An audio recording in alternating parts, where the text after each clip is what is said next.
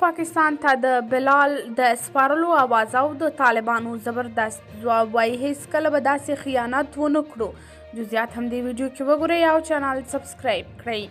تېره ورځ یو شمېر رسنیو خبر خپور کړ چې ګینې طالبان هغه قهرمان پاکستان ته سپارلی چې سپین بولدکې یې پر پاکستاني ځواکونو ډزې کړې وې. تازه خبر دا دی چې د طالبانو حکومت هغه راپورونه رد کړل چې په سپین بولدک چمن پوله کې په پاکستاني عسکرو د برید په تړاو یو کس پاکستان ته سپارل شوی. د طالبانو ویان ذبیح الله مجاهد بیګا ناوخته ازادۍ راډیو ته په یو پیغام کې وویل چې د کوم کس د تسلیمولو خبر ناسم دی.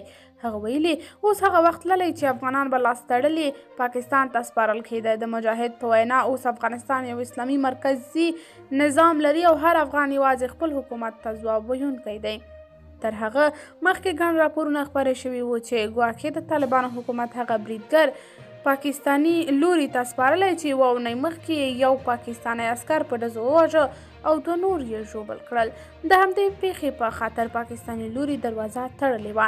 یکشنبه د دواړو خواوو ترمنځ تر خبرو وروسته پرېکړه شوې چې له دوشنبې ورځې به د خلکو او ترانزیت پر مخ چمن لار خلاصه شي.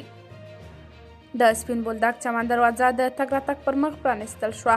دغه دروازه چې د ځینو ستونزو له امله تړل شوې وه د افغان او پاکستان لوري ترمنځ له مذاکراتو وروسته نن سهار په عادي ډول د تګ راتګ پر مخ پرانیستل